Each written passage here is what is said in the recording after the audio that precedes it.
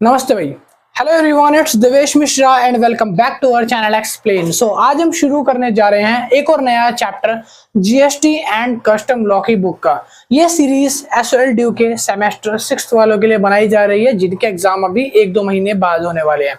और आज हम इस चैप्टर में, इस सीरीज में आ चुके हैं चैप्टर नंबर 9 के ऊपर, जिसके अंदर हम पढ़ेंगे वैल्यू ऑफ सप्लाई। ठीक है, इस चैप्टर को इससे पहले के ऑलरेडी मैंने 8 लेक्चर्स कवर कर दिए हैं अपनी वीडियोस में, जो कि प्रीवियस वीडियो है।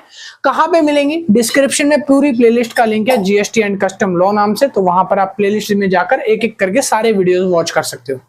आज हम करने जा रहे हैं chapter number 9 value of supply. आज हम पढ़ेंगे और इस सब्जेक्ट के नोट्स रेडी हो चुके हैं। जिन भी बच्चों को नोट्स बाय करने हैं पूरी जीएसटी एंड कस्टम लॉ के, अगर आपको भाई नहीं पढ़ना ना पूरी बुक को, तो आपको नोट्स अगर बाय करने हैं तो उसके लिए आप व्हाट्सएप पे मैसेज कर सकते हो। व्हाट्सएप नंबर आपको ऊपर मिल जाएगा और डिस्क्रिप्शन में भी मेरा आपको नंबर मिल जाएगा, तो आप डिस्क्रिप्शन से देख लेना बाकी नंबर, और डिस्क्रिप्शन के बाद बोर्ड पे भी लिखा हुआ है, नंबर पे जाके मैसेज कर देना कि सर हमको नोट्स परचेज करने हैं। मिनिमम प्राइस जो है वो बता दीजिए, 150 के अराउंड प्राइस है, वो आप पे करके नोट्स की सॉफ्ट कॉपी को बाय कर सकते हो व्हाट्सएप से ही। तो जो बच्चे परचेज करना चाहते हैं वो जाके ले सकते हो। अगर आपको नहीं लेना तो कोई दिक्कत नहीं है भाई, बस एक काम करना, वीडियो को एंड तक देखो, आपको पूरा चैप्टर 9 कवर करा दूंगा वीडियो में। ठीक है, चलिए भाई शुरू करते हैं चैप्टर नंबर 9। आज हम चैप्टर नंबर 9 करने जा रहे हैं। अब आपके स्क्रीन पर, यानी कि आपको बोर्ड पर एक पिक्चर शो कर रहा हूं मैं। ठीक है, इस पिक्चर को आप ध्यान से देखिए। इसमें जो चीजें लिखी हैं वो सारी आज हम रीड करने जा रहे हैं। सबसे पहले हम बात करेंगे चैप्टर नंबर 9 के अंदर हम पहले पढ़ेंगे वैल्यू ऑफ टैक्सेबल सप्लाई, यानी कि सेक्शन नंबर 15 और सब सेक्शन 1। ठीक है, जो कि आपको फिगर में दिख रहा होगा। तो सबसे पहला पॉइंट हम क्या पढ़ेंगे? Value of taxable supply, section number 15 और सब सेक्शन है 1। ठीक है, आज हम ये पढ़ने वाले हैं। तो वैल्यू ऑफ टैक्सेबल सप्लाई क्या होती है? तो वैल्यू ऑफ टैक्सेबल सप्लाई आप अपनी फिगर में देखिए, मैं उसी को रीड करूंगा, जो यहां पर लिखा है वही आपके फिगर पे आपको शो कर रहा होगा। ठीक है, पेज पे, बोर्ड पे। तो इसमें लिखा है the value of taxable supply of good और सर्विसेज और both shall be transactional value. लीजिए, आपका आंसर यही मिल गया कि वैल्यू ऑफ टैक्सेबल सप्लाई होती है transaction value. Value of taxable supply क्या है? Transaction value. तो वैल्यू ऑफ टैक्सेबल सप्लाई क्या होती है? Transaction value. सिंपल, ये लीजिए। ठीक है, ट्रांजैक्शन वैल्यू क्या होती है? अब आप ये समझो, आप एक दुकान पे जाते हो, शॉप पर, आप शॉप पर जाकर एक मोबाइल पसंद करते हो। आप मोबाइल पसंद करने के बाद एक बिल इनवॉइस इशू करवाते हो सामने जो सप्लायर है उससे, और अब आप जो इनवॉइस पे अमाउंट है वो उसको पे करते हो। सपोज करो उस पे अमाउंट लिखा है 60,000 रुपए, तो आप जो अमाउंट पे कर रहे हो, जो 60,000 रुपए अमाउंट लगा है जीएसटी के बाद, वो जो वैल्यू आप पे कर रहे हो उसको ट्रांजैक्शन वैल्यू बोलते हैं। क्या बोलते हैं? Transaction value. यानी कि आप कोई भी ट्रांजैक्शन करो, आप कुछ भी खरीदो, तो उस पर जो वैल्यू आपकी बनेगी, जो आपको जीएसटी लगने के बाद पे करनी पड़ेगी, उस वैल्यू को ट्रांजैक्शन वैल्यू बोला जाता है। क्या बोला जाता है? Transaction value. इसको वैल्यू ऑफ टैक्सेबल सप्लाई भी बोला जाता है, कि वैल्यू वो वाली जिस पर टैक्स लग चुका है। आफ्टर टैक्स लगने के बाद जो वैल्यू आती है उसको ट्रांजैक्शन वैल्यू बोला जाता है। ठीक है, आगे लिखा है उसके बाद लाइन में, which is the price actually paid or payable for the said supply of services or both, where the supplier and the recipient of the supply are not related। देखो यहां पर 2 लाइन बोली है। पहली चीज तो कि टैक्सेबल सप्लाई किसको बोला जाएगा? टैक्सेबल सप्लाई वो सप्लाई होगी जो एक्चुअल में पेड हुई हो। तो यहां पर आप लिखोगे इसी के अंदर पहला पॉइंट, इसकी 3 कंडीशन में आपको बताऊंगा कि टैक्सेबल सप्लाई किसको बोला जाता है। पहली कंडीशन कि वो अमाउंट जो एक्चुअल में पेड हुआ हो। ठीक है, अमाउंट जो एक्चुअल में पेड हुआ हो उसको हम बोलेंगे, सप्लाई के थ्रू जो पेड हुआ होगा अमाउंट, उसको हम बोलेंगे कि हाँ ये टैक्सेबल सप्लाई की वैल्यू है। ठीक है, दूसरा आगे लिखा है लाइन के अंदर, कह रहा है कि सर्विस और both where the supplier and the recipient of the supply are not related. कह रहा है कि जहां पर सर्विस हो रही है तो इस जगह पर जो सप्लायर है और जो रिसिपिएंट है वो दोनों के दोनों नॉट रिलेटेड होने चाहिए, नॉट रिलेटेड होने चाहिए। कौन कौन? एक तो सप्लायर और रिसिपिएंट, ठीक है। सप्लायर और रिसिपिएंट क्या होने चाहिए? नॉट रिलेटेड होने चाहिए, एक दूसरे से उनका कोई संबंध नहीं होना चाहिए। अभी मैं आपको इसका एग्जांपल देकर समझाता हूं। देखो, जब आप ना कोई भी चीज बेचते हो, जब आप सप्लायर हो, कोई भी चीज बेच रहे हो, तो जो भी चीजें आप बेच रहे हो उस पर जो पैसा आप कलेक्ट कर रहे हो, उस पैसे पर आपकी जो टैक्सेबल वैल्यू होगी, जो ट्रांजैक्शनल वैल्यू होगी, उस पर आपको गवर्नमेंट को टैक्स देना पड़ता है अकॉर्डिंग टू सेक्शन नंबर 15 और सब सेक्शन नंबर 1, ठीक है। ये कहता है सेक्शन नंबर 15 कि आप जो भी चीज सप्लाई कर रहे हो, गुड्स या सर्विस, तो उस पर जो भी ट्रांजैक्शन आएगा, आपको 10 रुपए, 1000 रुपए, 500 रुपए, आपको उस पर टैक्स देना पड़ेगा गवर्नमेंट को। समझ आया?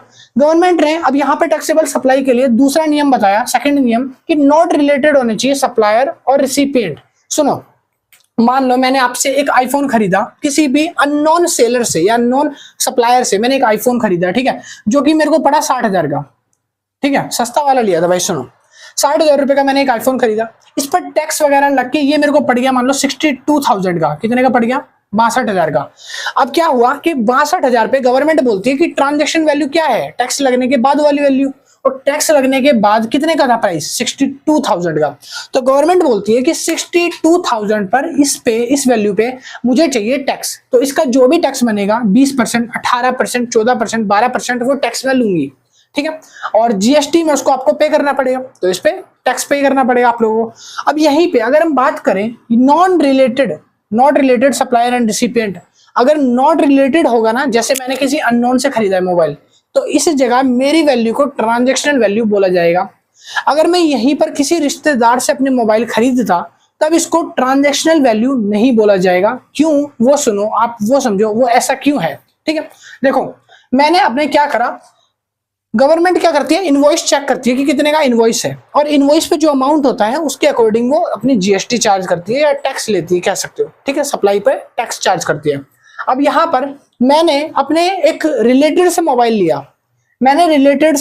तो रिलेटेड ने मोबाइल दिया मेरे को 1 लाख का। कितने का? 1 लाख रुपए का, ठीक है।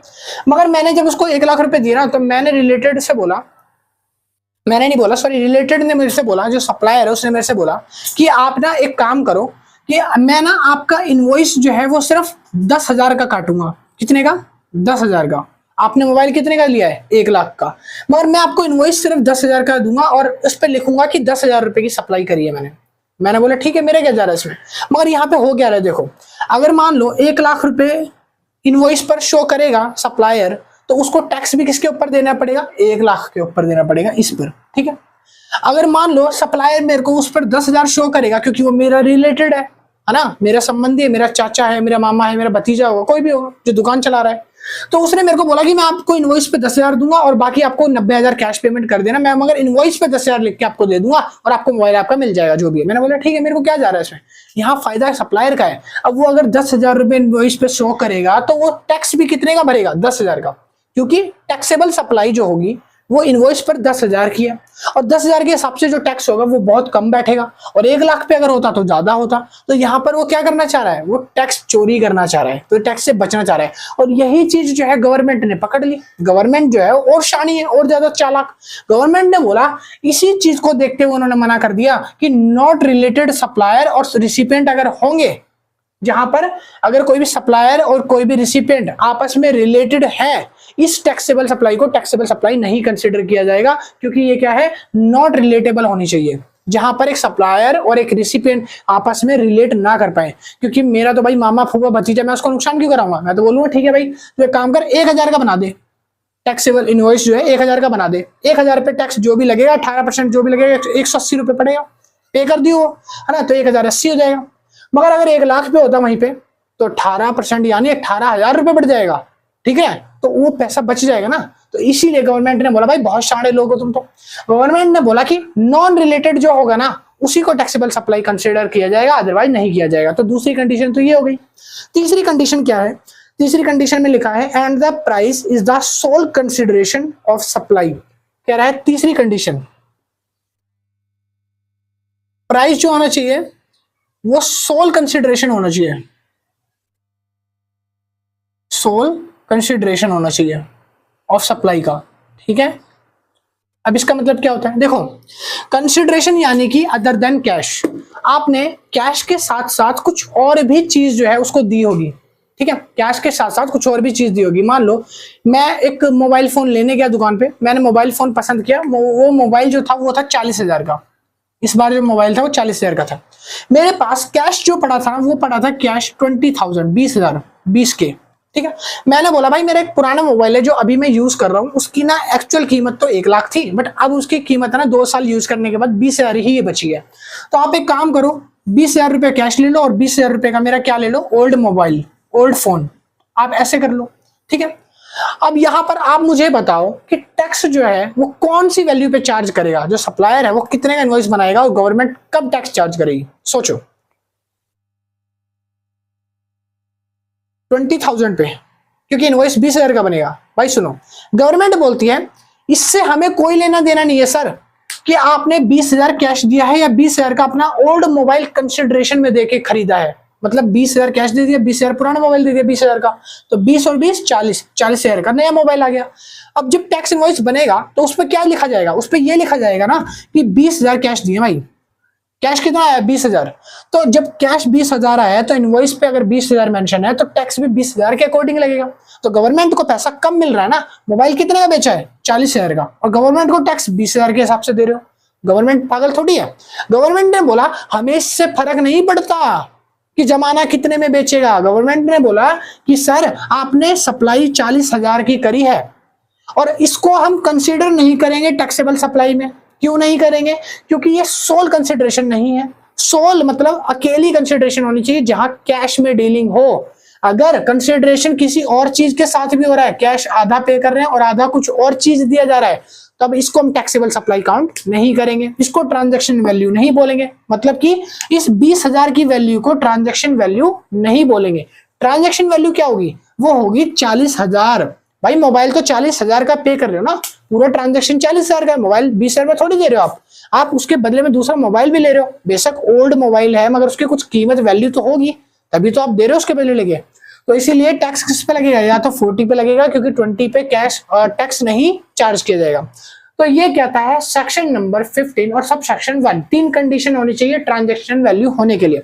नंबर 1 कंडीशन, कि अमाउंट एक्चुअल में पेड हो, जैसे कि ये वाला अमाउंट एक्चुअल में जो पे किया जा रहा है सप्लायर को। दूसरा कि नॉन रिलेटेड अगर होंगे पर्सन, तब उसकी सप्लाई जो होगी उसको टैक्सेबल में अकाउंट करेंगे, वरना नहीं। हमें क्या पता चल रहा है कि आप मान लो अपने मामा, भतीजा, चाचा, बुआ, फूफा, ताऊ आपके कोई आ रहे हैं, आप उसको फ्री में डिस्काउंट दे दो, आप एज अ गिफ्ट तौर पे दे दो, उसको चीजें बेच दो। आप ना क्या करो, उसको मोबाइल तो दे दो 1 लाख का, मगर उससे पैसे जब ले लो उसको इनवॉइस में ना लिखो, आप बोलो कि मैंने एज अ गिफ्ट दिया है और पैसे भी ले लिए, तब उस पर 1 लाख पे जो 18,000 का जो जीएसटी आना था वो क्या हुआ, चोरी हो जाएगा, आपने चोरी कर ली जीएसटी। तो इसलिए उन्होंने बोला कि जो भी रिलेटेड होंगे उन पर टैक्सेबल नहीं माना जाएगा, नॉन रिलेटेड होने चाहिए उसके लिए टैक्सेबल होने के लिए। तीसरी रूल बताया कि सोल कंसिडरेशन सप्लाई होनी चाहिए, यानी कि आप जब कुछ बेच रहे हो तब आप उसके बदले कैश लो, नगद लो, आप उसके बदले कोई दूसरी चीज मत लो, उस वैल्यू की चीज मत लो, ठीक है, और इनवॉइस पे पूरा अमाउंट शो करना, तभी टैक्सेबल माना जाएगा। तो ये 3 कंडीशन थी जो आपको मैंने बताई, समझ आया। तो आपके फिगर में 15th का पहला जो था 15 और क्लॉज 1 वो कंप्लीट हो जाता है। आगे चलते हैं, अब आगे हम पढ़ेंगे इसमें आपको समझ आ गया ट्रांजैक्शन वैल्यू क्या होती है। अब आगे हम पढ़ने जा रहे हैं जहां मैं आपको पढ़ाऊंगा, 1 मिनट इसको मैं मिटो देता हूं। अब हम पढ़ने जा रहे हैं सेक्शन नंबर 15 और सब सेक्शन सेकंड है हमारा, सेक्शन जो है वो है 15 और सब सेक्शन है 2, ये पढ़ेंगे हम, ठीक है। सेक्शन 15 सब सेक्शन 2 क्या कहता है, सुनो। सेक्शन 15 1 आपने पढ़ लिया, सेक्शन 15 2 अब जो है क्लोज वो क्या कहता है उसका सुन लो। इसके अंदर हम बात करेंगे इंक्लूजन इन ट्रांजैक्शन वैल्यू, जो ट्रांजैक्शन वैल्यू होती है उसके अंदर कौन कौन सी चीजें ऐड करी जाती है वो हम पढ़ेंगे। तो यहां पर हम क्या पढ़ेंगे, इंक्लूजन इन ट्रांजैक्शनल वैल्यू, ठीक है। मतलब कि जो ट्रांजैक्शन वैल्यू हमने बात करी है ऊपर 15.1 के अंदर, 15.2 अब बताता है कि इसी ट्रांजैक्शन वैल्यू के अंदर कौन कौन सी चीजें ऐड होगी और कौन कौन सी चीजें माइनस होंगी। माइनस के लिए हम पढ़ेंगे सेक्शन नंबर 15 और क्लॉज 3। अभी हम क्लॉज 2 पढ़ रहे हैं, तो इसमें हम पढ़ेंगे सिर्फ जो चीजें ऐड होने वाली है, मैं साइन लगा दे रहा हूं, ऐड होने वाली, वहां पे आपको चीजें दिख जाएंगी, ठीक है। तो 5 आइटम है जो इसमें ऐड होती है। कितनी आइटम? 5 आइटम। पहली आइटम है एनी टैक्स, आप फिगर में देख पा रहे होंगे, फिगर मैंने वहां शो कर रखी है, तो लिखा है any tax, duties, cess, fees या कोई चार्जेस है जो कि एक्सेप्ट जीएसटी है, तो वो ऐड किया जाएगा, उसके बाद जीएसटी लगाया जाएगा। यानी कहने का मतलब क्या है? कहने का मतलब सिर्फ इतना सा है, दुनिया भर में जितने भी टैक्स लगते हैं जीएसटी को छोड़कर, फलाना ढिंका, कितने भी टैक्स, बहुत सारे टैक्स होते हैं, अलग अलग तरीके के टैक्स होते हैं, टैरिफ हो गया, कस्टम ड्यूटी, एक्साइज ड्यूटी, जितने भी टैक्स है, जो भी टैक्स आज की डेट में जिंदा है, वैसे तो जीएसटी ही है, कोई टैक्स नहीं है, मगर कुछ ऐसे स्टेट वाइज टैक्स भी होते हैं जो लिए जाते हैं। तो कोई भी टैक्स अगर जिंदा है, जैसे कि इसमें एग्जांपल दिया है, कोई भी टैक्स या ड्यूटी या सेस, ठीक है। पहली कंडीशन कि जो भी कोई सेस है, कोई भी टैक्स है, कोई भी ड्यूटीज वगैरह पे करनी है, ठीक है। तो जब ट्रांजैक्शनल वैल्यू निकालनी होगी ना, तो उस ट्रांजैक्शनल वैल्यू में इसको ऐड करके निकालेंगे। ये सब चीजें टैक्स वगैरह जो कहीं से कोई भी टैक्स लगता होगा, कोई भी तरीके का टैक्स लगता होगा, तो वो टैक्स लगेगा, पहले होगी ट्रांजैक्शनल वैल्यू। मान लो एक सामान खरीदा, मैंने एक वॉशिंग मशीन खरीदी जो कि 10,000 की है। एक क्या खरीदी? वॉशिंग मशीन, WM, ठीक है, 10,000 की वॉशिंग मशीन है। मान लो इस पे कोई फलाना ढिंका कोई भी एक ऐसा टैक्स लगा दिया छोटा मोटा सेस वगैरह करके, जो कि 1,000 का था, 1,000 का, तो वो जोड़ दो इसमें। अब ये कितने की हो गई? 11,000। कह रहा है और भी अगर कोई छोटा मोटा टैक्स है ना, जैसे कि ड्यूटीज वगैरह कुछ है, लाने का पैसा कुछ लगा है 500-600, तो वो भी जोड़ दो, तो 11,500। कह रहा है ऐसे जितने भी छोटे मोटे टैक्स है, ये सारे टैक्स जोड़ दो। सारे टैक्स जोड़ने के बाद जो वैल्यू होगी, ये कंसीडर होगी ट्रांजैक्शनल वैल्यू। तो ये क्या होगी? अब आएगी ट्रांजैक्शनल वैल्यू, और इस ट्रांजैक्शनल वैल्यू पर अब लगेगा जीएसटी।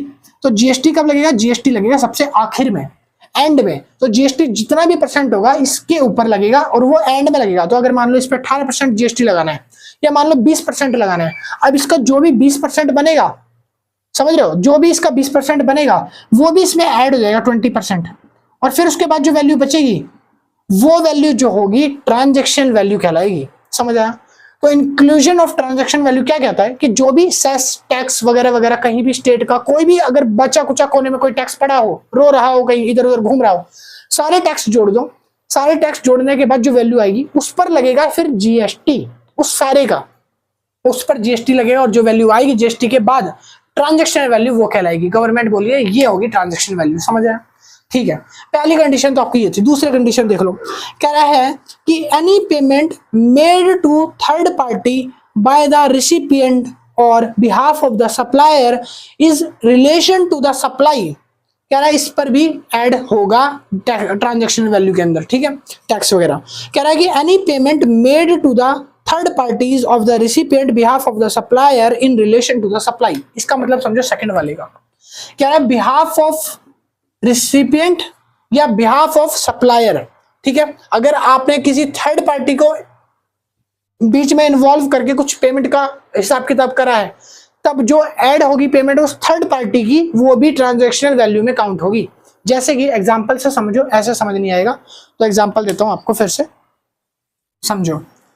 और ये सारी चीजें उसमें लिखी हुई है, आपको फिगर में वहां दिख रही होगी बाकी, ठीक है। सेकंड में क्या कह रहा है?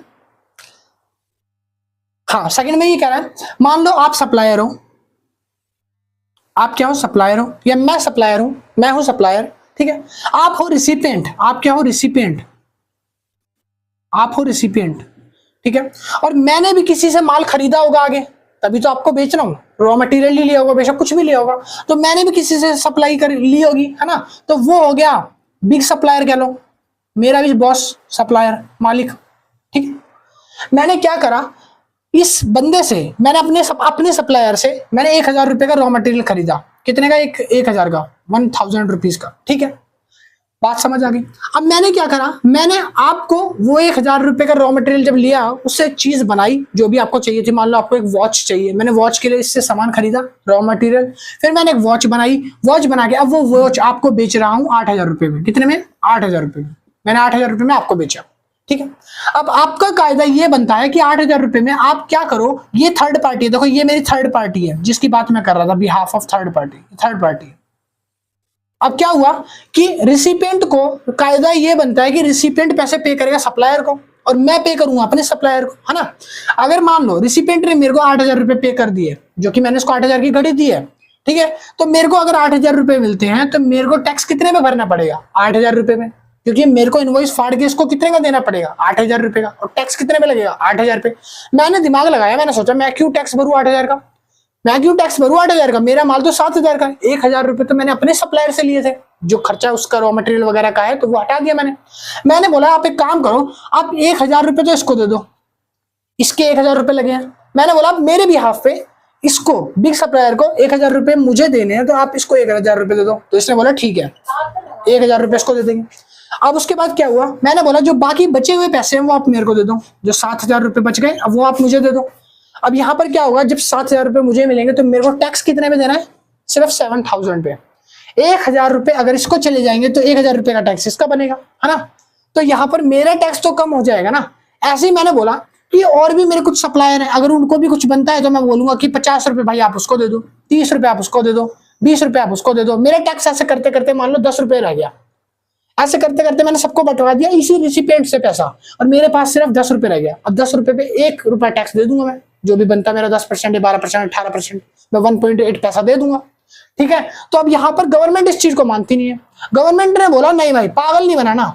गवर्नमेंट क्या बोली कि आपको जिससे उधारी है आप जाके दीजिए, हमें फर्क नहीं पड़ता, हमें फर्क ये पड़ता है कि ट्रांजैक्शनल वैल्यू है 8,000 की, आपने इस बंदे को 8,000 रुपए का सामान बेचा, इनवॉइस पे आप 8,000 लिखिए और 8,000 का टैक्स भरिए चुपचाप, आप वो हमें फर्क नहीं पड़ता कि आप इससे किसको कितना दिलवा रहे हो, आप इसको 20 दिला रहे हो, 30 दिला रहे हो, 50 दिला रहे हो, 40 दिला रहे हो, आप दिलवाते रहो, हमें ट्रांजैक्शन पे देखना है। ट्रांजैक्शन 8,000 का हुआ तो ट्रांजैक्शन पे पैसा जो है वो 8,000 के हिसाब से लिया जाएगा, तो ट्रांजैक्शन वैल्यू 8,000 की होगी, हमें फर्क नहीं पड़ेगा थर्ड पार्टी को कितना दिला रहे हो, थर्ड पार्टी को किसके बिहाफ पे दिला रहे हो, ठीक है। तो कहने का मतलब यह है कि यहां पर अगर आप थर्ड पार्टी इन्वॉल्व करते हो तो जो थर्ड पार्टी का पैसा है ट्रांजैक्शन का वो भी कॉस्ट आपको ऐड करके इनवॉइस पे करनी पड़ेगी, जीएसटी उस पे भी चार्ज होगा, समझ आया। ये था दूसरा। तीसरा पॉइंट समझते हैं, थर्ड पॉइंट है, इसको मिटो देता हूं भाई, गंदा हो गया समझाने में। हाँ, तो तीसरा पॉइंट है, कह रहा है कि इन incidental expenses, कह रहा है incidental expenses such as commission, packaging, charge by the supplier or anything else done by the supplier in relation of supply and the time before the delivery and goods of supply and services। कह रहा है कि अगर आप किसी भी तरीके की पैकेजिंग, इंस्टॉलमेंट फीस या कोई भी कमीशन चार्ज कर रहे हो सप्लाई करते टाइम पे, तब आपको वो भी टैक्स में इंक्लूड करना है। समझ आया, नहीं समझ आया, समझो, ऐसे समझो, ये तीसरा बता रहा हूं अब, थर्ड वाला, ठीक है। पहला ये दूसरा भी बताया था, दूसरा अभी बताया था थर्ड पार्टी वाला केस, तीसरा बता रहा हूं आपको, वहां पे मिल जाएगा थर्ड पॉइंट, ठीक है। जहां पर मैंने क्या बोला कि किसी भी तरीके का इंसिडेंटल एक्सपेंस हो, कमीशन हो, पैकेजिंग हो, चार्जेस हो, उस पर जो भी पैसा खर्च होगा सप्लायर का सप्लाई के टाइम, वो सारी ट्रांजैक्शन वैल्यू में आएगी। अब इसको समझो किस तरीके से केस को करना है, ठीक है। मान लो मैंने एक टीवी जिसकी कॉस्ट है 40,000, टीवी जिसकी कॉस्ट कितनी है 40,000, एक रिसिपिएंट को बेच दिया, टीवी बेच दिया। अब टीवी का इंस्टॉलेशन का खर्चा भी आता है, मैंने बोला टीवी के 40,000 और इंस्टॉलेशन का, इंस्टॉल करने का पैसा है 2,000 रुपए, कितना हो गया 42,000 रुपए हो गया, ठीक है। 42,000 रुपए हो गया। अब 42,000 हो गया, अब टोटल वैल्यू कितनी है टीवी की 42,000, तो जो इनवॉइस पे वैल्यू जाएगी तो हम लिखेंगे ना उस पे कि 40,000 का टीवी है, 2,000 का इसके ऊपर क्या लगा है इंस्टॉलेशन चार्ज। अब इंस्टॉलेशन चार्ज और टीवी की वैल्यू दोनों को ऐड करके 42,000 पे पूरा टैक्स लगेगा, 42,000 पे जीएसटी 18% लगेगी, मैंने ये बोला, ठीक है, बात समझ आ गई, जीएसटी 18% लगेगी। गवर्नमेंट तो यही बोलती है कि इसी रूल से करो, मगर ना अब यहाँ पे क्या होता है कि गवर्नमेंट ना अगर ऐसा सोचने लगे कि इंस्टॉलेशन तो 2,000 है भाई, छोटी सी रकम है, इंस्टॉलेशन पे काम करते हैं टैक्स नहीं लेते। मैंने ये बोला कि भाई एक काम करो, गवर्नमेंट ना मैं ये इंस्टॉलेशन के आपसे 2,000 ले रहा हूं, मेरे से इस पे भी टैक्स ले रही है, तो मैंने अपने रिसिपेंट को पता है क्या बोला, मैंने रिसिपेंट को बोला आप एक काम करो, मैं आपको 40,000 का ना टीवी दे रहा हूं, सिर्फ मैं आपको 40,000 का टीवी दे रहा हूं। उसने बोला ठीक है, कहने लग गया हम अपने घर कैसे लेके जाएंगे इस टीवी को। मैंने बोला गाड़ी करो, घोड़ा करो, लादी करो, या खुद अपनी पीठ पे टांग के लेके जाओ, मुझे घंटा फर्क नहीं पड़ता। मैं अपने इंस्टॉलेशन वाले 2000 रुपए नहीं भरने वाला। मैंने बोला आप अपनी तरफ से गाड़ी घोड़ा बैल करो, जो करना है आप घर पे अपने पैसे से इसको लेके जाओ। अगर मैं 2000 रुपए इंस्टॉलेशन के लगाता हूं तो गवर्नमेंट मेरे से उस पे भी चार्ज ले रही है, तो मैं नहीं लगा रहा भाई। मैंने आपको सिर्फ टीवी बेचा, टीवी 40,000 का, आप मेरे को उसकी कीमत दे दो, मैं इस पे टैक्स पे कर दूंगा। मैं आपको जो सर्विसेज दे रहा हूँ, जो पैकेजिंग वगैरह करके दे रहा हूँ, उसके बॉक्स वगैरह, मैं नहीं कर रहा, उसमें भी मेरे को पैसा भरना पड़ता है गवर्नमेंट को, मैं नहीं कर रहा, आप ऐसे ही ले जाओ, ठीक है। अब अगर मान लो मैं ये सब काम ना करूं, या गवर्नमेंट ये ध्यान रखे कि अगर मान लो कोई भी इस तरीके से इंस्टॉलमेंट देगा या इंस्टॉलमेंट पे नहीं देगा, या ऐसे ले जाने में जाने का खर्चा, रेड़ा वगैरह जो करके आप लेके जाओगे घर तक, उसका पैसा वो नहीं दे रहा, तो आप उससे टीवी नहीं लोगे। तो गवर्नमेंट अगर मान लो ये सोचे कि इसी वजह से लोग टीवी बेचना बंद कर देंगे, तो गवर्नमेंट ने वो सोचा कि अगर मान लो ये इंस्टॉलेशन वाले चार्जेस बंद कर दिए जाए, हटा दिए जाए, कि भाई अगर आपने टीवी लिया 40,000 का और घर तक ले जाने में जो 500-600 का खर्चा आ रहा है सवारी ले जाने में, वो पैसा छोटी मोटी तो कीमत है, रहने दो, इस पे टैक्स नहीं लेंगे। तब देखो क्या होगा। अगर गवर्नमेंट ने थोड़ा सा हमारे लिए दयालु बनना चाहा ना, कि मैं दयालु बन जाती हूँ, 500 रुपए कम कर देती हूँ, लोगों को क्या है कि राहत मिल जाएगी वो 500-600 रुपए का, तो लोग भी बहुत चालू हैं, उसका क्या फायदा उठाएंगे, ध्यान से देखो। अब लोग क्या करेंगे, टीवी की वैल्यू, जब कोई टीवी लेने आएगा ना, अब मान लो गवर्नमेंट ने आज से रूल लगा दिया कि टीवी पे तो चार्ज करेंगे जीएसटी, मगर जो भी ले जाने का खर्चा होगा वो बिल्कुल फ्री ऑफ कॉस्ट है, उस पर कोई जीएसटी नहीं है, उस पर कोई जीएसटी नहीं लेंगे। तो देखो लोग क्या करेंगे, जो टीवी वाला बेचने वाला वो क्या करेगा, सप्लायर, वो ये करेगा कि टीवी को देगा 1000 रुपए में। हाँ, टीवी की कीमत हो गई 1000 रुपए। अब टीवी का कीमत 1000 है, और टीवी को जो ले जाने का खर्चा है, क्योंकि वो फ्री है, गवर्नमेंट ने फ्री कर दिया कि यहां से वहां तक चार्जेस कोई नहीं है घर ले जाने के। अब घर ले जाने के चार्जेस मैंने कर दिए 40,000, ठीक है, जो मेरा कुरियर का खर्चा है। हाँ, कुरियर का खर्चा मैंने कर दिया 40,000। लोग ऐसे ही करेंगे भाई, अगर मान लो गवर्नमेंट थोड़ा सा दयालुपन दिखा के, काइंडनेस दिखा के बोले कि आप टीवी पे पैसा हम ले रहे हैं बहुत है, हमको ये 1-2 हज़ार रुपए में जीएसटी नहीं लगाना है, उसको छोड़ दिया, माफ कर दिया, तब लोग क्या करेंगे, टीवी का खर्चा कर देंगे 1000 की। टीवी का प्राइस 1000 है, टीवी 1000 में खरीदो आप, मगर जो ले जाने का खर्चा है ना वो है 40,000। ऐसा क्यों करा, क्योंकि देखो टैक्स किस पे लगता है, टैक्स लगता है टीवी के ऊपर, और टीवी 1000 का, तो टैक्स कितना देना पड़ेगा, अगर 1000 का 18% टैक्स जा रहा है, तो यानी कि 180 रुपया, 180 रुपए आपको देना पड़ेगा टैक्स, इतनी छोटी सी कीमत। और जो 40,000 है वो तो ले जाने का खर्चा है। अब गवर्नमेंट बोलेगी फक, 40,000 जो है कोई ले जाने का खर्चा होता है, यहां से घर ले जाने में 40,000 लेगा तू, मैं बोलूंगा मेरी सर्विस।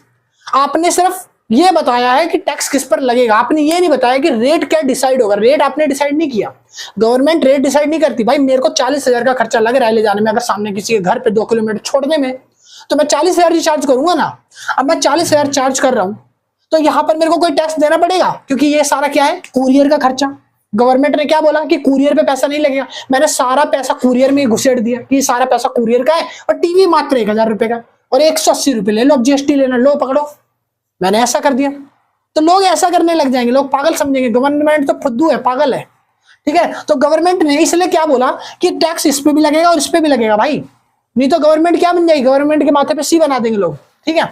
तो यहाँ पर इसी तरीके से गवर्नमेंट ने बोला कि भाई टैक्स जो है टीवी पे भी लगेगा और आपका जो कुरियर होगा उस पे भी लगेगा, वरना यही करेंगे लोग। 1 लाख का फोन खरीदेंगे, 1 लाख रुपए पे जो टैक्स जाना होता है, गवर्नमेंट बोलेंगे 1 लाख रुपए ना ये पैकेजिंग के हैं, पैकेजिंग और कुरियर के है, और जो फोन है वो एक्चुअल में 500 रुपए का है, 500 का फोन जिसपे टैक्स गवर्नमेंट को जा ही नहीं रहा, गवर्नमेंट का फायदा ही नहीं हो रहा, और 1 लाख रुपए की पैकेजिंग, गवर्नमेंट बोल रही पागल वागल हो गया है। तो भाई इसी तरीके से लोग करेंगे। तो इसीलिए यहाँ पर लिखा है कि गवर्नमेंट जो है कमीशन, पैकेजिंग और जो भी ऐसे सप्लायर अदर खर्चे करती है उस पर भी टैक्स चार्ज करेगी, वसूल करेगी।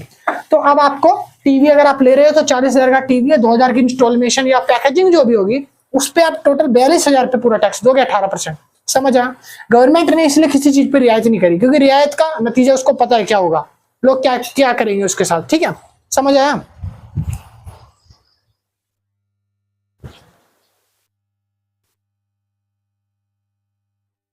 अगला पॉइंट आता है, 4th नंबर पॉइंट है, 3 पॉइंट मैं करवा चुका हूं आपको, ठीक है। चौथा पॉइंट, टोटल 5 पॉइंट है जो इंक्लूजन ऑफ ट्रांजैक्शन वैल्यू को ऐड करते हैं। तो 3 पॉइंट अभी तक हम पढ़ चुके हैं। चौथा पॉइंट कह रहा है इंटरेस्ट, लेट फीस और penalty for delay payment of the any consideration of A supply. कह रहा है अगर किसी भी तरीके की सप्लाई पर कोई भी डिले कंसिडरेशन हुआ उस पर लगेगी पेनल्टी या लगेंगे एक्स्ट्रा चार्जेस या लगेगी एक्स्ट्रा फीस। ठीक, अभी मान लो मैंने क्या करा, मैंने बोल दिया अभी मैं यूट्यूब से कमा रहा हूं, अभी मैं वीडियो बना रहा हूं, मैं पढ़ा रहा हूं, मैं मान लो ऑफलाइन बच्चों को ट्यूशन पढ़ाता हूं, तो उस पर जो मैं कमाता हूं गवर्नमेंट उस पर टैक्स लेती है, मेरे से लेती है ना टैक्स। गवर्नमेंट बोलती है कि अगर मान लो आप डिले कर देते हो सप्लाई में तो आपको लेट फीस वगैरह भी चार्ज करनी पड़ेगी, और वही चीज मैं आप लोगों के साथ करता हूं। मैंने क्या बोला कि मैं ना अभी 10,000 रुपये चार्ज करता हूं होम ट्यूशन का, 1 घंटे का मैं 10,000 रुपये चार्ज करता हूं। मैंने बोला कि अगर मान लो आपकी फीस लेट आई तो फिर मैं पेनल्टी लूंगा आप लोगों से 1,000 रुपये। कितनी लूंगा पेनल्टी? 1,000 रुपये। अब मुझे पता है कि जो 1,000 पेनल्टी है ना, इसके ऊपर जो है टैक्स गवर्नमेंट बोलती है आप मुझे जोड़ के दो। अगर आपने लेट फीस पे करी है, आप मुझे लेट फीस दोगे तो मैं गवर्नमेंट को लेट टैक्स दूंगा, क्योंकि मेरे पैसे नहीं आ रहे, मेरे पैसे नहीं आएंगे तो मैं टैक्स लेट दूंगा, तो मेरे को भी पेनल्टी चढ़ेगी। तो गवर्नमेंट ने बोला 10,000 ये और 1,000 ये, यानी कि 11,000 हो गया। 11,000 पे 18% का टैक्स आपको पे करना है। ठीक है, मैंने सोचा कि फीस लेट किसकी वजह से हुई है? आप लोगों की वजह से। फीस लेट किसकी वजह से हुई है? आप लोगों की वजह से। तो टैक्स मैं क्यों ज्यादा दूं? मैंने बोला इसीलिए मैं सिर्फ 10,000 पे टैक्स दूंगा, मैं 1,000 पे टैक्स नहीं दूंगा। मैं 1,000 पे टैक्स नहीं दूंगा, या तो मैं अपना प्रोफेशन चेंज कर लूंगा, है ना, क्योंकि मेरे को पैसे देना नहीं है भाई। तो गवर्नमेंट ने अगर मान लो क्या करा, 1,000 रुपये फीस माफ कर दी, कि जो पेनल्टी है उसको माफ कर दिया जाए। थोड़ी सी काइंडनेस दिखाई, फिर से बोला कि आप 1,000 पे जो पेनल्टी है उस पर मत देना, इस पे देना। तो मैं क्या करूंगा, देखो मैंने आपकी फीस कितनी करी थी? 10,000। अब मैं बच्चों की फीस कर दूंगा सिर्फ 100 रुपये।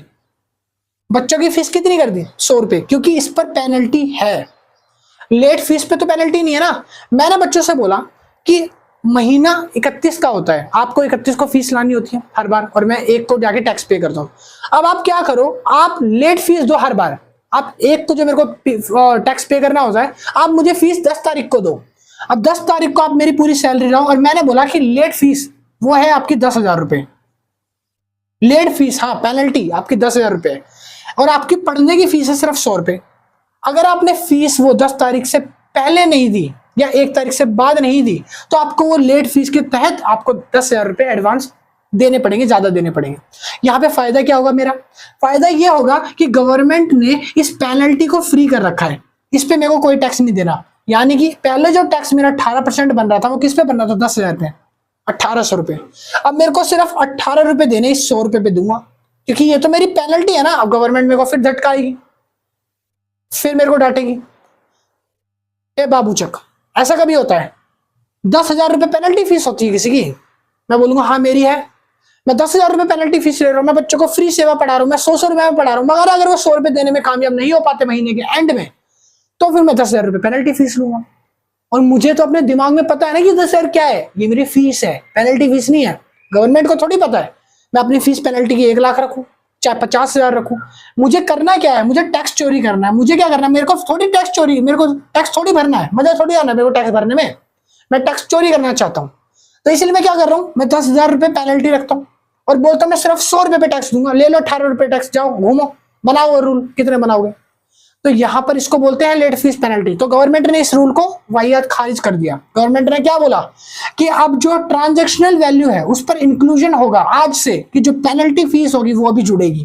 पहले ये नहीं था, पहले सिर्फ ऐसा ही रूल था, मगर लोगों ने फायदा नहीं उठाया। तो गवर्नमेंट ने जब देखा लोगों ने फायदा उठाना शुरू कर दिया, उनका उल्लू बना दिया, तो गवर्नमेंट ने इनको जोड़ दिया। बोला कि अब जो भी पैसा होगा फीस का, लेट फीस का, वो भी जुड़ेगा और टैक्स आपको ट्रांजैक्शन वैल्यू पे देना है।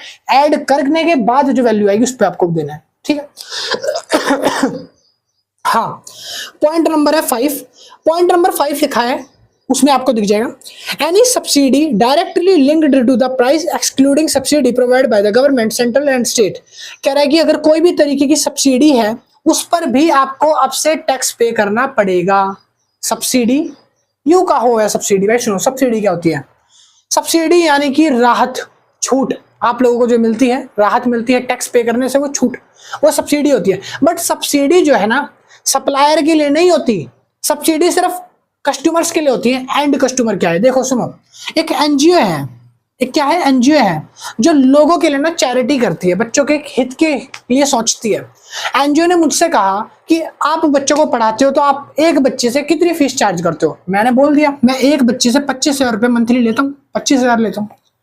एनजीओ ने बोला कि आप हर बच्चे से सिर्फ 15,000 रुपये लेना आपसे। मैंने बोला क्यों भाई, मैं तो इतना दानवीर दिख रहा हूँ तेरे को, मेरी क्या कोठियाँ खड़ी है, अंबानी के बगल में मेरा फ्लैट है।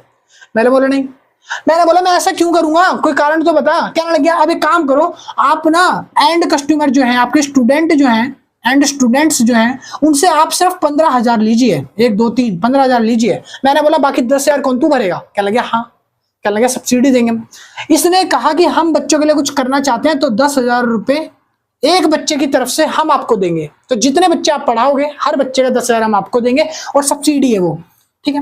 मगर आप बच्चों से कंडीशन ये है कि 15,000 रुपये लोगे। मैंने बोला ठीक है, जब तू मेरे को 10,000 दे रहा है, बच्चे 15,000 दे रहे हैं, मेरे टोटल कितने हो जा रहे हैं, 10,000 है, 15,000 है, मेरे टोटल हो गए 25 के, 25,000 हो गए। मैंने बोला मेरे को दिक्कत क्या है, किसी को दिक्कत होगी क्या भाई, नहीं होगी दिक्कत, मेरे को तो पूरे पैसे मिल रहे हैं मेरे। मगर अब यहाँ पर बात आती है कि गवर्नमेंट को किस पे टैक्स दूं, क्या मैं गवर्नमेंट को 15,000 पे टैक्स दे दूं वो खुश हो जाएगी, या मैं गवर्नमेंट को 10,000 पे दे दूं तो खुश हो जाएगी। गवर्नमेंट ने बोला आप सब्सिडी बच्चों को दे रहे हैं मगर आप कमा रहे हैं पूरा 25, क्योंकि आपको सब्सिडी के बदले एनजीओ तो दे रही है ना पैसा, तो आप कमा रहे हैं पूरा डायरेक्टली 25,000, तो आपको टैक्स कितने पे देना पड़ेगा, सोचो, टैक्स देना कितने पे पड़ा, 25,000 पे। तो ये केस है सब्सिडी का। सब्सिडी में भी जो सप्लायर है, जो पढ़ा रहा है, जो टीचर है, जो आपको सप्लाई कर रहा है कुछ, तो उसको पूरा ही टैक्स देना पड़ेगा, 25,000 से ही देना पड़ेगा, क्योंकि मेरे पास पैसा इनडायरेक्टली 25 ही आ रहा है। 15 आप दे रहे हो, 10 एनजीओ दे रही है, पहले डायरेक्टली 25 आप दे रहे थे, है ना, तो अब यहाँ पर मेरे को टैक्स 25 से ही भरना पड़ेगा, समझ आया। हाँ, गवर्नमेंट बोलती है कोई भी एनजीओ का केस होगा तो उसमें आप इंक्लूड करोगे इसको और उसके बाद ट्रांजैक्शन वैल्यू आपकी निकालोगे, समझ आया। तो ये था सेक्शन नंबर 15 और क्लॉज नंबर 2, जहां पे हमने वो चीजें पढ़ी, वो 5 चीजें आपको दोबारा रिवाइज करा दूं। सबसे पहली, किसी भी तरीके का किसी भी कोने में कोई टैक्स, वैट, सेस, चार्ज लगा हो तो वो ऐड होगा। दूसरा, किसी भी आपने थर्ड पार्टी के बिहाफ पर पेमेंट वगैरह मंगवाई हो या पेमेंट करवाई है तो भी आपको टैक्स में ऐड करना पड़ेगा। तीसरा, जहां पर आपने कोई भी इंसिडेंटल एक्सपेंसेस यानी कि कोई भी पैकेजिंग, एडवर्टाइजमेंट या कोई भी कमीशन वगैरह पे पैसे खर्च करे हैं तो वो भी टैक्सेबल में काउंट होगा। चौथा, कि जितनी भी लेट फीस है, पेनल्टी वगैरह है, वो भी ऐड होगी, काउंट होगी, टैक्सेबल वैल्यू में जुड़ेगी, उसके बाद आपके ट्रांजैक्शन वैल्यू आएगी। पांचवा ये है कि जो भी सब्सिडी वगैरह गवर्नमेंट से आपको मिलेगी तो ये सारी सब्सिडी वगैरह कैलकुलेट करने के बाद आपका टैक्स जाएगा, समझे। तो ये 5 चीजें हैं जो ऐड होंगी किसके अंदर, टैक्सेबल वैल्यू के अंदर। यानी कि अब हमने वो चीजें पढ़ ली कि जो वैल्यू ऑफ टैक्सेबल सप्लाई में ऐड होने वाली है, ठीक है। आज आगे हम पढ़ने वाले हैं अगला सेक्शन, जिसके अंदर हम पढ़ेंगे, इसको मैं मिटो देता हूं, इसको मैं मिटो दे रहा हूं। अगला सेक्शन जो हम पढ़ने जा रहे हैं वो है सेक्शन नंबर 15 और सब सेक्शन नंबर 3, ठीक है। तीसरा, सेक्शन नंबर 15 और सब सेक्शन नंबर 3, इसके अंदर हम क्या पढ़ेंगे, देखो इसके अंदर हम पढ़ेंगे exclusion of discount from transaction value. क्या बोला मैंने, exclusion of discount from transaction value,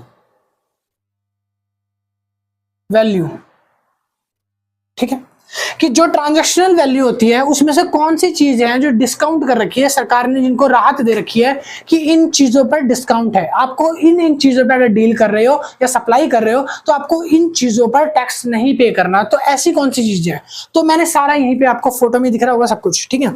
तो सेक्शन नंबर 15 और 3 में लिखा है, सबसे पहली चीज जो कि है, before at the time of supply if the discount has been duly recorded in the invoice issued in respect of such supply and, कहता है कि इनवॉइस बनाने से पहले अगर आपने कोई टैक्स चार्ज कर लिया है या इनवॉइस बनाते टाइम, एट द टाइम आपने कोई भी टैक्स चार्ज कर लिया है, ठीक है, या इनवॉइस बनाते टाइम और या फिर इनवॉइस बनाने से पहले किसी भी तरीके का टैक्स छोड़कर आपने डिस्काउंट कोई भी चार्ज कर दिया है, मतलब आपने इनवॉइस बनाने से पहले किसी को डिस्काउंट दे दिया, आपने बोल दिया कि आपको 100 रुपए पे 20 रुपए का डिस्काउंट है, या आपने बनाते टाइम उस वैल्यू को 20 रुपए लेस करके दिखाया। इनवॉइस पे 100 रुपए ना दिखाकर आपने 80 रुपए की वैल्यू दिखाई है 20 रुपए लेस करके। बनाते टाइम या बनाने से पहले ऐसा करा है तो फिर आपको टैक्स देने की वहां जरूरत नहीं है, वहां पर आपको नहीं देना पड़ेगा किसी भी तरीके का डिस्काउंट। तो कौन कौन सी 2 चीजें बताई मैंने? तो पहली लाइन क्या है? बिफोर मेकिंग इनवॉइस, पहली चीज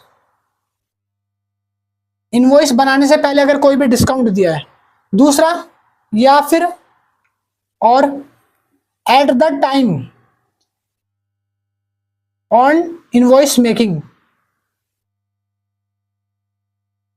इनवॉइस को बनाते टाइम अगर आपने डिस्काउंट कोई भी इशू कर दिया, उस पर वैल्यू माइनस करके लेस करके दिखाई कि इतनी वैल्यू लेस हो गई है, तब आपको उस पर चार्ज नहीं देना पड़ेगा। ठीक है। दूसरा है, ये था बिफोर, ये कौन सा केस है? बिफोर, यह है बिफोर। अब मैं बात कर रहा हूं दूसरा केस जहां पर आपको ट्रांजैक्शन वैल्यू में एक्सक्लूजन मिलेगा डिस्काउंट का, दूसरा केस। अब आएगा आफ्टर का केस, आफ्टर कि बाद में कैसे कैसे डिस्काउंट मिलता है।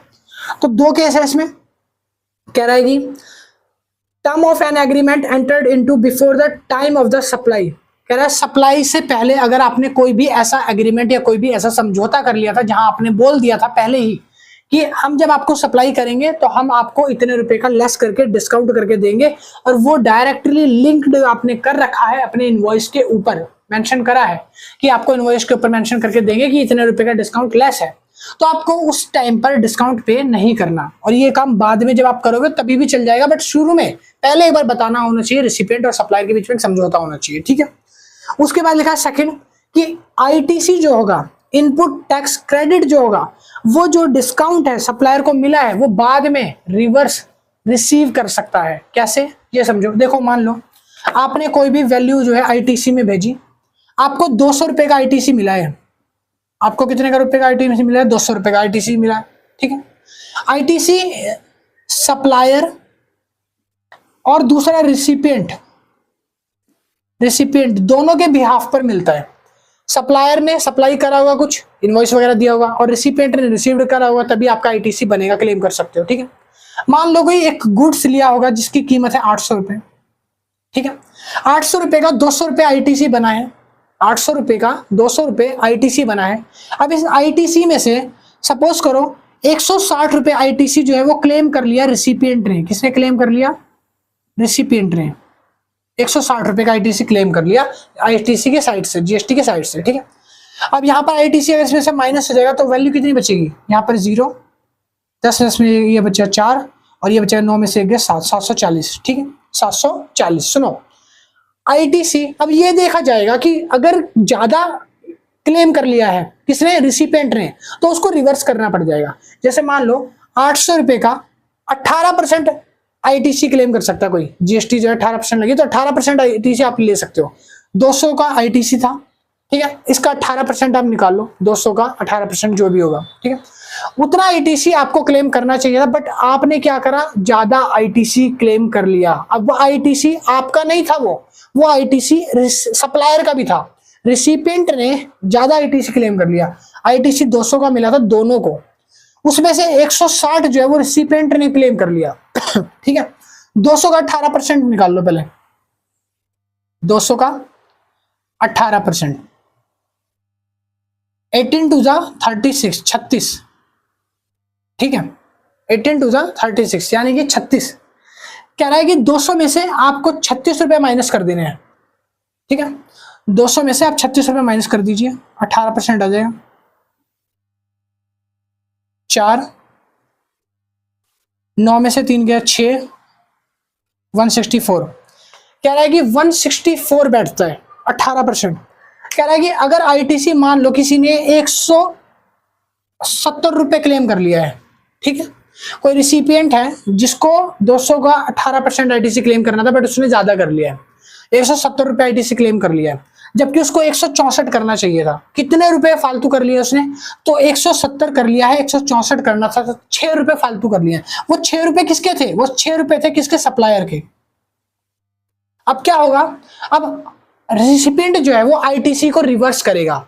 अब रिसिपिएंट जो है वो क्या करेगा, इस आईटीसी को रिवर्स कर देगा और जो सप्लायर होगा वो आउटपुट में जाकर इस आईटीसी को अगली बार यूज कर लेगा। 6 रुपए जो है वो अगले केस में अगली बार की जो सप्लाई होगी वहां पर इसको यूज कर सकता है, बेनिफिट ले सकता है। तो इस केस में जो डिस्काउंट है एक तो ये रखा गया था और एक दूसरा केस जहां पे मैंने आपको बिफोर मेकिंग ऑफ इनवॉइस बताया, इनवॉइस बनाने से पहले या इनवॉइस बनाते टाइम अगर इनवॉइस में आपने लेस करके दिखाया है आईटीसी तो फिर आपको वो लेस करना है ट्रांजैक्शन वैल्यू से। समझ आया? तो ये था हमारा सेक्शन नंबर 15 और क्लॉज 3। तो अभी तक हमने पढ़ा कि सेक्शन 15 और 1, सेक्शन 15 2, सेक्शन 15 3। अब हम सेक्शन 15 4 पढ़ेंगे। समझ आया? सुनो, अब ना आपको एक छोटी सी चीज बताता हूं। सेक्शन 15(1) जो है, सेक्शन 15(2) जो है और सेक्शन 15(3) जो है, ये तीनों टैक्सेबल सप्लाई से रिलेटेड ही है। ठीक है, टैक्सेबल वैल्यूज को टोटल तीनों को जोड़ ऐड करके ही निकलती है, माल प्लस माइनस करके ही निकलती है। तो कैसे निकलती है? आप सेक्शन 15(1) को प्लस करोगे तो इसको ऐड करना है, जो भी ट्रांजैक्शन वैल्यू वो जुड़ेगी। इसके अंदर सेक्शन 15(2) ऐड होगा क्योंकि 2 के अंदर मैंने वो चीजें 5 वो एलिमेंट बताए थे, 5 वो नोटिफाइड चीजें बताई थी जो ऐड होती हैं हमेशा टैक्सेबल में। मगर जो सेक्शन 15(3) है इसमें मैंने माइनस करना है। क्यों? क्योंकि इसमें वो चीजें मैंने बताई है जो डिस्काउंट है, जो लेस होती है हमेशा। तो इन दोनों को टोटल कर दो, जोड़ दो और इसको माइनस कर दो। इसमें से जो वैल्यू आएगी यहाँ पर, ये वैल्यू होगी आपकी टैक्सेबल या ट्रांजैक्शनल वैल्यू। इसको आप बोलोगे जिस वैल्यू पे आपने ट्रांजैक्शन करा है। ठीक है, ट्रांजैक्शन वैल्यू कहलाएगी टीवी, ट्रांजैक्शन वैल्यू। ठीक है, तो यहां पर सेक्शन 1 2 3 ये तीनों एक ही चीज से रिलेटेड है, तीनों कोई अलग अलग नहीं है, तो इनको एक ही सेक्शन में रखा गया है। अब हम जो बात करने वाले हैं सेक्शन नंबर 15 और क्लोज नंबर 4 की, उसमें हम पढ़ेंगे कि जब ट्रांजैक्शन वैल्यू किसी चीज की आपको पता ना चले, आपको किसी भी चीज की ट्रांजैक्शन वैल्यू ही ना पता चले कि इसकी ट्रांजैक्शन वैल्यू एग्जैक्ट क्या है, इस जगह पर आपका ना कोई क्लॉज 1 काम आए, ना सेक्शन 15 और क्लॉज 2, ना सेक्शन 15 क्लॉज 3। इन तीनों में से जहां कोई भी क्लॉज नहीं लगेगा वहां लगेगा सेक्शन 15 4, क्लॉज 4। अब हम 4 पढ़ने जा रहे हैं, तो 3 मैं आपको करा चुका हूं, अभी तक आपने समझ लिया होगा, फिगर आपके सामने है, वहां से आप देखना। अब चलते हैं 4 की तरफ, तो आप इसका स्क्रीनशॉट ले लो, उतार लो एक बार। अप्लाई सेक्शन नंबर 15 और सब सेक्शन है 4। सेक्शन नंबर 15 और सेक्शन नंबर 4 जो है ना, ये बाकी 3 सेक्शन से अलग है। जैसे कि सेक्शन 1 2 3, जो 15 का 1 2 3 था, वो तीनों बताते थे कि कैसे टैक्सेबल ट्रांजैक्शन अगर होगा तो वो कैसा होगा, उसमें कौन कौन सी चीजें हमने पढ़ा सेक्शन 2 के अंदर की ऐड होंगी, इंक्लूजन होगी। सेक्शन 3 में फिर हमने सीखा कि कौन कौन सी चीजें ऐसी हैं जो एक्सक्लूड होंगी, जो कि हटा दी जाएंगी डिस्काउंट के तहत उसको। सेक्शन 4 जो है 15 का सब सेक्शन 4 जो है, इसमें हम पढ़ेंगे कि कौन सी ऐसी गुड्स या सर्विसेज हैं जिन पर कोई भी सेक्शन अप्लाई नहीं होता, ना 15 का 1 ना 2 ना 3, तब 4 को बनाया गया। और इसमें हम पढ़ेंगे कि कौन कौन सी ऐसी गुड्स या सर्विसेज हैं जहां पर किसी भी तरीके की ट्रांजैक्शनल वैल्यू अगर डिटरमाइन नहीं हो पा रही, कोई भी ट्रांजैक्शनल वैल्यू जब हमें पता नहीं चलती कि क्या होगी इसकी ट्रांजैक्शन वैल्यू, तो उसको कैसे कैलकुलेट किया हैंडल किया जाएगा, वो हम पढ़ेंगे। तो इसके अंदर कुछ रूल हैं, तो रूल नंबर 27 से रूल नंबर 31 तक इसके कुछ रूल्स बनाए गए हैं। तो सबसे पहले बात करते हैं रूल 27, जिसके अंदर लिखा है consideration is not Holi in money. कह रहा है कि जो कंसिडरेशन है अगर वो पूरा का पूरा मनी की ट्रांजैक्शन में नहीं होता, तब उस जगह पर कैसे डिटरमाइन करेंगे कि ये एक्चुअल कीमत क्या है। सपोज करो एक आदमी है जिसने एक वॉशिंग मशीन खरीदी थी या एक कलर टीवी खरीदा था, वो खराब हो गया है। अब वो जो कलर टीवी है उसकी एक्चुअल कॉस्ट जो है वो कैसे डिटरमाइन करेंगे, तो उसके कुछ मेथड्स यहाँ पे बताएं। पहला मेथड है A, B the open market value of such supply.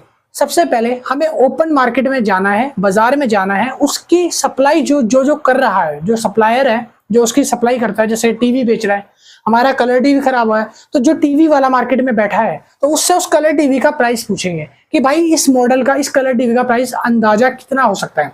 तो वो जो सप्लाई होगी, जो भी पैसा बताएगा, उसको हम टैक्सेबल सप्लाई कंसिडर कर लेंगे।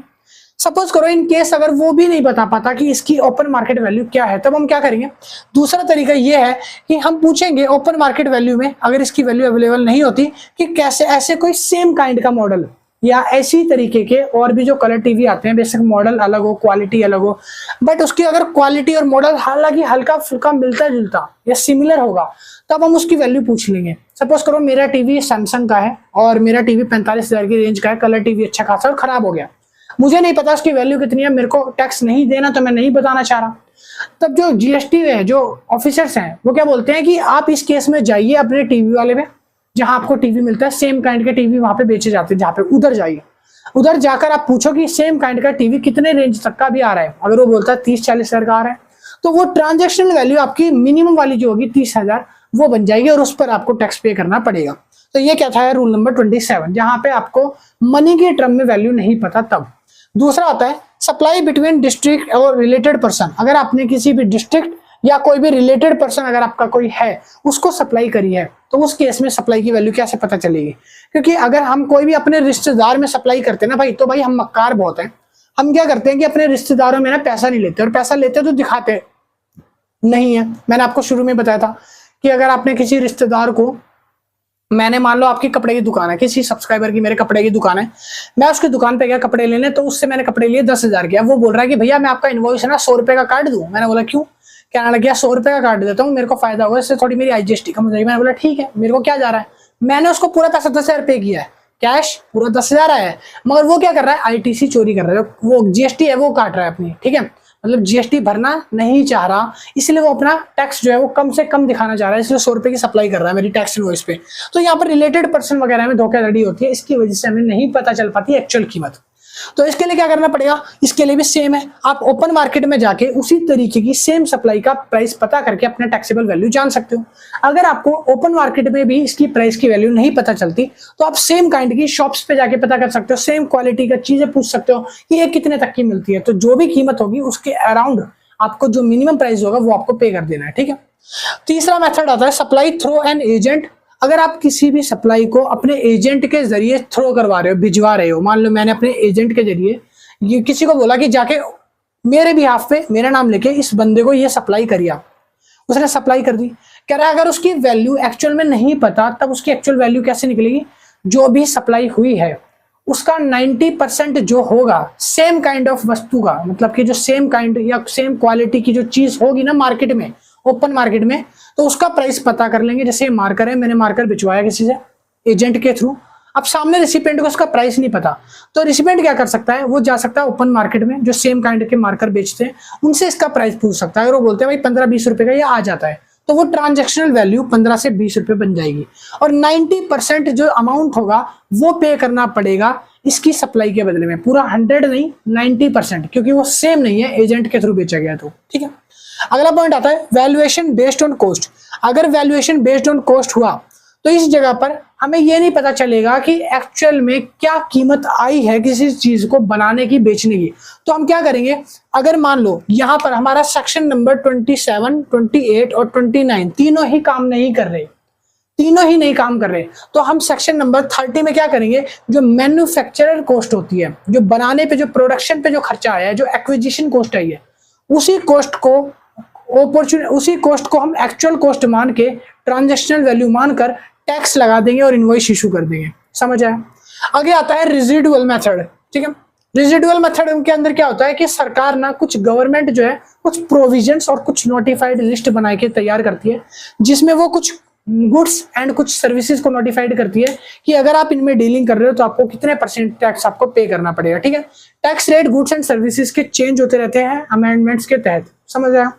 अगला पॉइंट आता है उसके बाद value of supply in case of lottery, betting और gambling and horse racing etcetera. Rule number 31 और क्लॉज ए। 31 सेक्शन जो है, रूल 31 जो है और क्लॉज ए जो है, ये आपको बताता है कि आपको कहाँ पर वैल्यू ऑफ ट्रांजैक्शन पे करना पड़ेगा। अगर आप कोई भी गैम्बलिंग कर रहे हो, अगर आप कोई भी बैटिंग वगैरह कर रहे हो, सट्टा लगा रहे हो, या फिर अगर आप कोई भी लॉटरी वगैरह लेते हो तो उस पर भी आपको एक ट्रांजैक्शनल वैल्यू पे करनी पड़ती है। उसकी ट्रांजैक्शन वैल्यू कैसी होती है तो उसको समझते हैं। तो यहाँ पर बताया गया है, इसमें मेंशन है कि जो वैल्यू ऑफ लॉटरी होती है ना, इसको हम 28% मानते हैं। वैल्यू ऑफ लॉटरी क्या है, 28% होती है, और जो फेस वैल्यू होती है वो 100 रहती है इसकी। कह रहा है कि जितनी भी सरकार ने स्टेट्स में बता रखा है कि जो भी स्टेट्स होंगे, स्टेट अपने अंदर, अगर कोई भी सेंट्रल है कोई भी स्टेट है वो अगर लॉटरी को परमिशन मिलती है, सरकार ने अगर नोटिफाइड कर रखा है कि हाँ ये दिल्ली स्टेट जो है लॉटरी को जारी कर सकता है, लॉटरी को बेच सकता है, तो यहाँ पर क्या होगा, दिल्ली में लॉटरी बेची जाएगी। और अगर दिल्ली को अथॉरिटी ही दे दी साहब ने, सेंटर वालों ने स्टेट को अथॉरिटी दे दी, तो इसका मतलब है उसको पावर मिल गई। अब दिल्ली जो है लॉटरी को आगे भी डिस्ट्रीब्यूट कर सकता है। तो ये चलता कैसे है, तो इसको आप इस तरीके से समझो। सबसे पहले होते हैं सेंट्रल, ठीक है, इसके बाद आता है स्टेट, स्टेट के बाद आते हैं डिस्ट्रीब्यूटर जो कि डिस्ट्रीब्यूट करते हैं, इसके बाद आता है एंड कंज्यूमर जो कि लॉटरी को बाय करते हैं, ठीक है। सेंट्रल क्या करता है, सेंट्रल जो है वो परमिशन अलाउ करता है कि कौन कौन से स्टेट जो है नोटिफाइड है जो इन सब में डीलिंग कर सकते हैं, जैसे लॉटरी, बैटिंग, गैम्बलिंग और हॉर्स रेसिंग में। सेक्शन नंबर 31 और क्लॉज नंबर ए के तहत जो सेंट्रल है आदेश पारित करता है कि कौन कौन से जो स्टेट हैं वो लॉटरी वगैरह में, गैम्बलिंग वगैरह में इन्वॉल्व हो सकते हैं। अब यहाँ पर अगर मान लो ये अथॉरिटी इसको ना देकर ये अथॉरिटी स्टेट को मिल जाए तो स्टेट जो है आत्मनिर्भर बन जाएगा। तो स्टेट क्या बोलेगा कि जो बाकी स्टेट है ना, जो अदर स्टेट है, जैसे कि कौन कौन से स्टेट है, जैसे कि मान लो राजस्थान है, ठीक है, मुंबई है, और भी मान लो जैसे कि यूपी है, ठीक है। तो ऐसे जो और भी स्टेट्स है, बिहार है और जो भी स्टेट है, उनको क्या करेगा, अथॉरिटी दे देगा जो स्टेट के पास अगर पावर होगी कि आप भी ये सब काम करो। अब ये लोग क्या करेंगे, ये लोगों के नीचे होते हैं डिस्ट्रीब्यूटर, ये लोगों को पैसा जो है देना होता है डिस्ट्रीब्यूटर को, डिस्ट्रीब्यूटर को पैसा जाएगा, डिस्ट्रीब्यूटर जो है वो लॉटरी मेक करेंगे, लॉटरी बनाएंगे।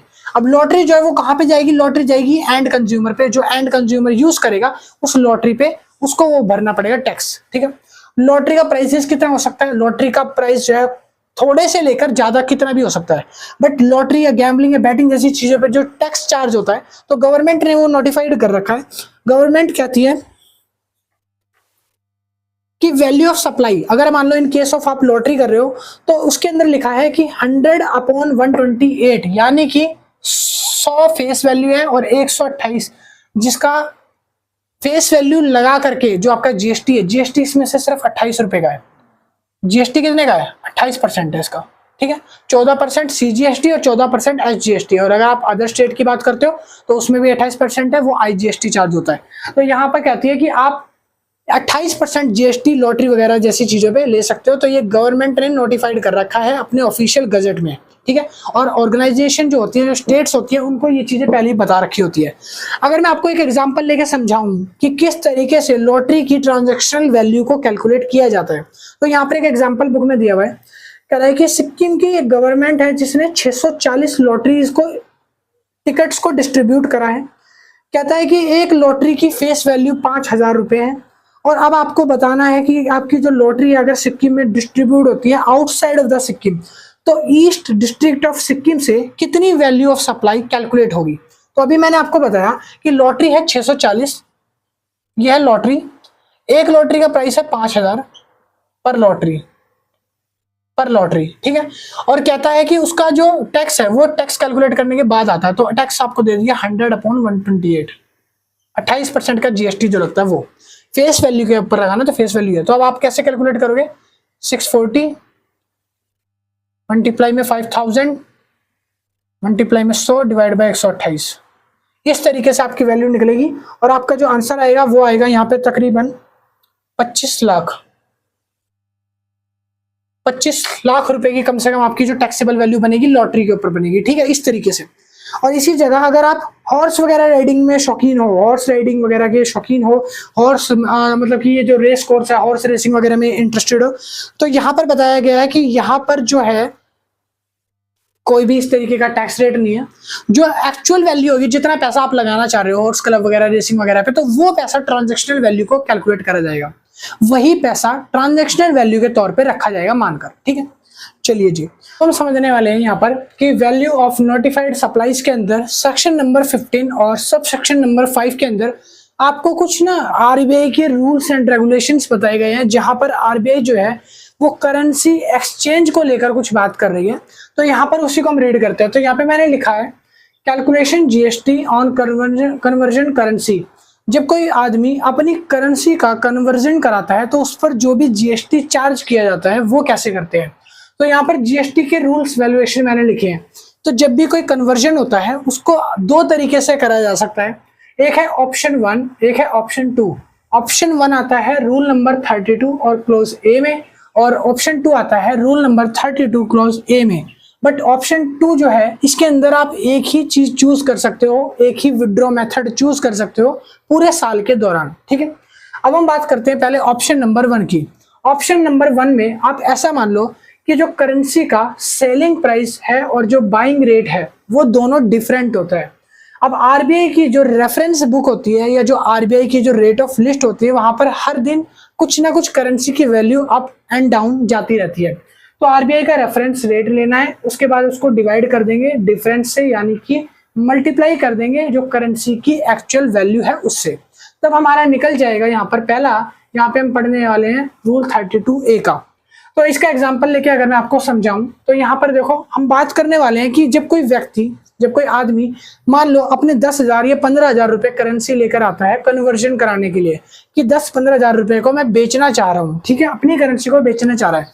अगर कोई आदमी अपने $1,000 को बेचना चाहता है तब उसका वहां देखा जाएगा कि सेलिंग प्राइस क्या है। जो डीलर होंगे, जो सेलिंग पार्टनर होंगे, वो क्या करेंगे, देखेंगे कि आज की डेट में हम इसको कितना दे पाएंगे, तो वो सेलिंग प्राइस बता देते हैं कि 83 रुपीज देंगे वो $1 का। और आरबीआई की जो रेफरेंस रेट लिस्ट होती है उसमें मान लो आरबीआई ने लिख रखा है कि आरबीआई का आज का रेट है 83.73 रुपीज पर डॉलर, ठीक है, और सेलिंग पे कितना मिलेगा, सिर्फ 83। यानी कि इन दोनों को आप माइनस करोगे तो आपको 0.73 का क्या मिलेगा, चेंज देखने को मिलेगा माइनस करने पे। वो चेंज क्या है, वो कमा रहे हैं जो आपको एक्सचेंज करके देगा कुछ पैसा, वो भी तो रखेगा। इसीलिए अब हम टैक्सेबल वैल्यू कैसे निकालेंगे कि कौन सी वैल्यू पे टैक्स लगेगा, तो ये निकालने का तरीका है कि आपको जितनी करेंसी एक्सचेंज करानी है पहले आप वो अमाउंट लिखोगे, उसकी मल्टीप्लाई कर दोगे आप वो एक्सचेंज रेट से जो माइनस करने पे आया है सेलिंग और आरबीआई का रेफरेंस रेट। तो इन दोनों को माइनस करने पे जो 0.73 आया है इसको मल्टीप्लाई करा 1000 से तो आंसर आ गया 730। 730 हमारी टैक्सेबल प्राइस है। अगर इस पे जीएसटी चार्ज होता तो जीएसटी अगर इसका 18% में लगा दूं तो इसका 18% यानी 131 रुपीज का जीएसटी चार्ज होगा इस पे, ठीक है। यह है method 1, option number 1, currency exchange conversion, ठीक है। ऑप्शन 2 के अंदर क्या होता है, ऑप्शन 2 के अंदर रूल 32 क्लॉज ए में लिखा है जो आप साल में एक बार चूज कर सकते हो।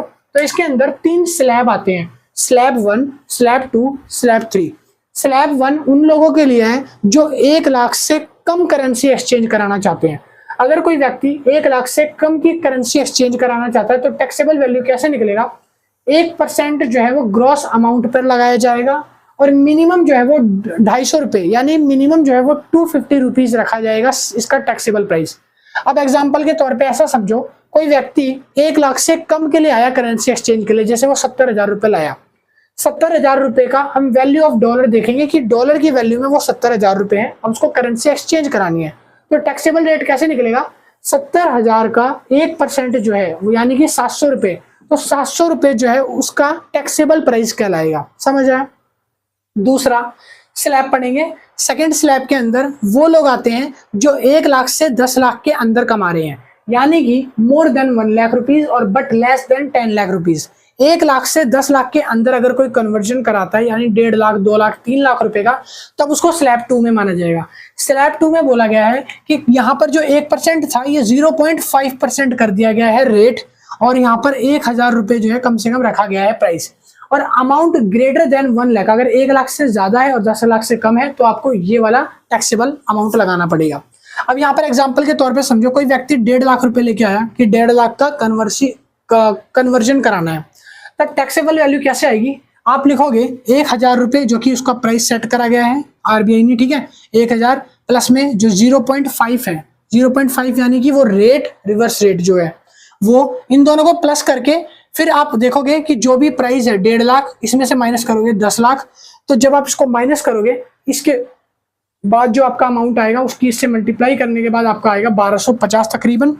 ये 1250 आपका वो टैक्सेबल रेट निकल कर आ जाएगा स्लैब 2 के अंदर। स्लैब 3 बताता है, स्लैब 3 उन लोगों के लिए है जिनका अमाउंट है, जो टर्नओवर है करेंसी का वो 10 लाख से बड़ा है।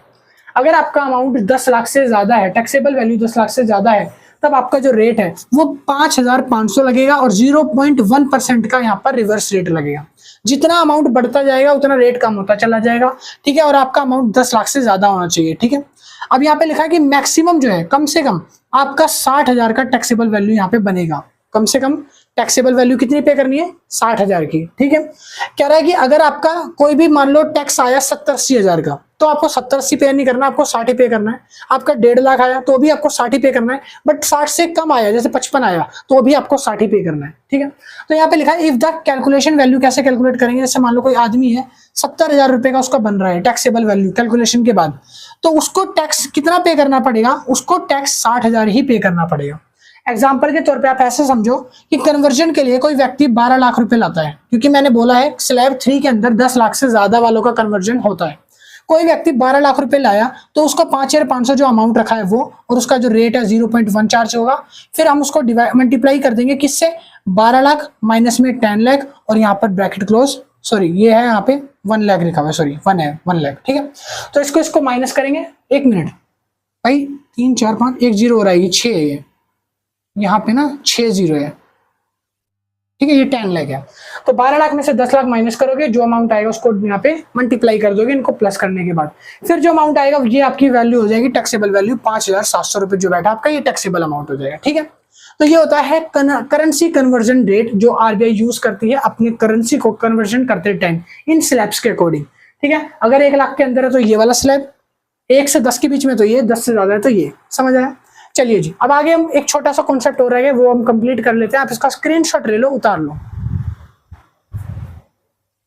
ऐसा टॉपिक रह गया रूल नंबर 32 और क्लॉज 3 या section subsection 3, booking tickets for travel, ठीक है।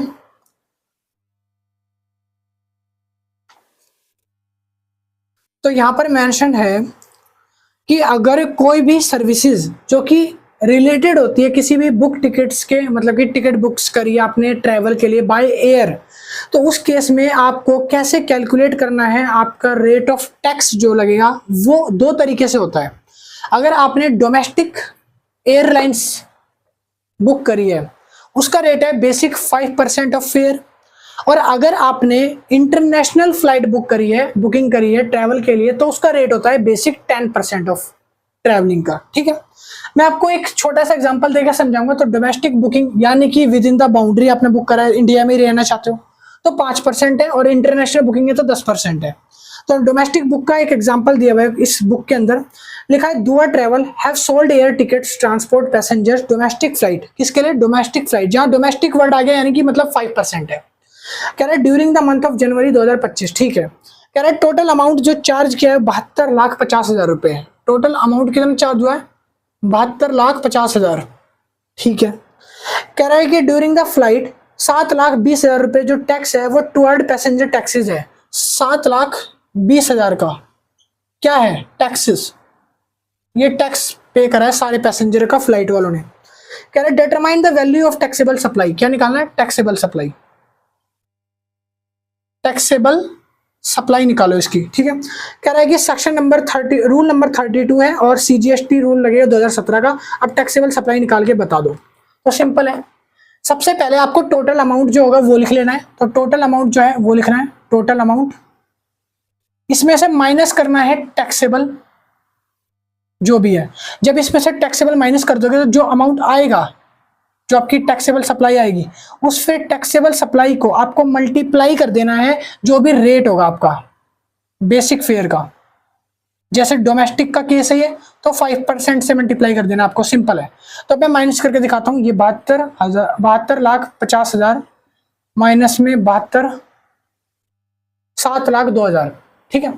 तो अब इन दोनों को माइनस करेंगे तो इसके अंदर यहाँ पे आंसर दिया हुआ है 65,30,000, 65,30,000।